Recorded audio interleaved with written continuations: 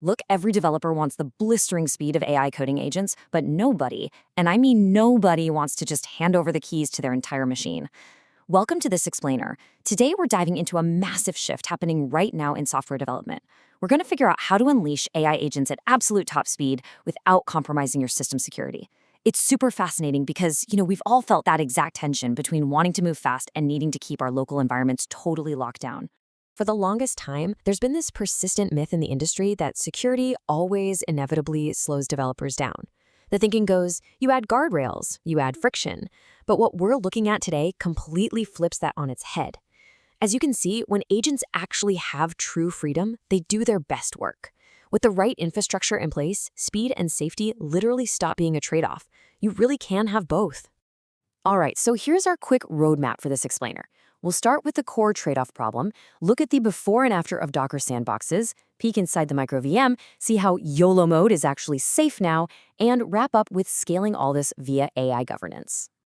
Okay, diving right into Section 1, the speed and safety trade-off. I absolutely love this quote from Gavriel Cohen, the creator of NanoClaw. He hits the nail on the head here. You don't trust agents with security, you build walls around them. This is such a crucial mindset shift for us. Trying to teach an AI model to perfectly understand the deep, complex nuances of your specific local system's security, that is a losing battle. They're going to make mistakes, they're going to have bugs. So the answer doesn't lie in building smarter agents. It lies in building better infrastructure. You don't ask the agent to be careful. You build an environment where it physically cannot be dangerous. Which brings us nicely to Section 2, before and after sandboxes. Let's see what happens when we actually enforce those walls. Picture this. You fire up an agent, maybe Claude code, and you give it a pretty standard prompt. Hey, my disk is almost full. Clean up some old logs. Before sandboxing, that agent has access to your entire file system. Sure, it might have some built-in permission model, but realistically, it is exactly one bug away from accidentally wiping out critical system files or just torching your hard drive. Total disaster waiting to happen. But when we shift to an isolated file system through Docker sandboxes, the agent can only access what you explicitly allow. With granular permissions, the agent gets exactly the access it needs to do its job and absolutely zero access to anything else. Moving right along to Section 3, inside the microVM. So what is the actual secret sauce creating these protective walls without totally crippling the agent's ability to code? It's the sandbox, specifically a microVM. This is an isolated environment, custom-built to protect your host file system and your network from the AI running inside of it. It acts as a rock-solid, hard security boundary separating the AI from your actual computer. But listen, you've got to forget about those clunky, sluggish virtual machines from 10 years ago. First of all, they offer a hard security boundary.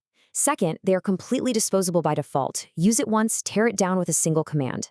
Third, because they're micro-VMs, they spin up instantly. Way faster than traditional VMs. And honestly, the coolest part, they offer so much isolation that the agents running inside the sandbox can securely spin up their own Docker containers to test the code they're writing. It's like Inception, but for secure coding. Just look at what's happening under the hood here with the Docker Sandboxes terminal interface. You've got multiple isolated sandboxes actively running tasks simultaneously. And at the same time, you get this crystal clear, real-time monitoring of all your global network rules.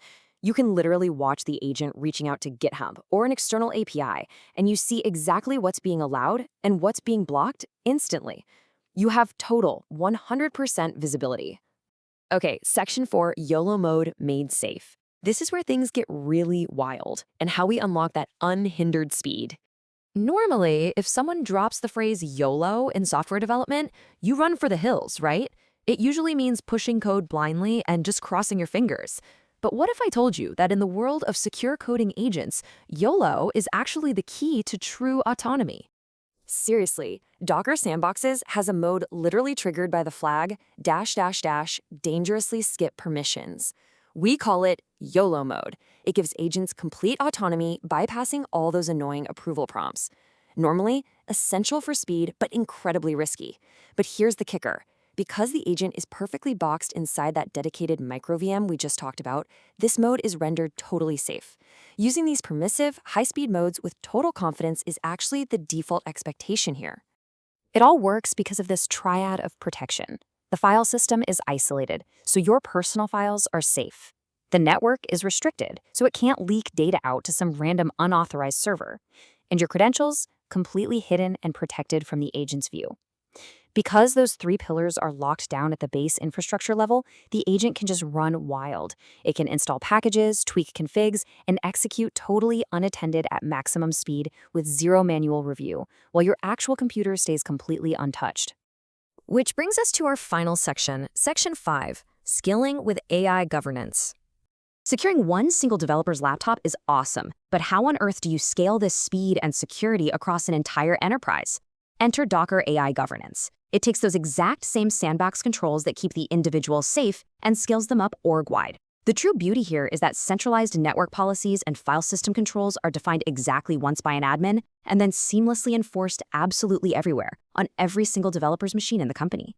Think about what this gives your admins. They get to strictly enforce network policies to stop data exfiltration dead in its tracks. They centralize file system access, meaning agents only ever touch approved project repos. They can roll out admin-level configs across entire teams effortlessly. And it even includes org-wide Model Context Protocol, or MCP governance. Every single developer just gets a safe, high-speed, isolated environment right out of the box, totally aligned with your company's security rules. So as we wrap up this explainer, I want to leave you with this. This massive shift, it's already here. Every single team in every organization is about to have AI agents doing very real, very complex work for them. The sheer speed of these agents is going to be a huge competitive advantage. But the real question is, will your team's adoption of AI agents happen safely?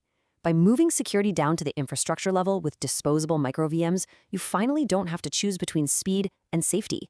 You just have to build the right walls. Thanks so much for tuning in.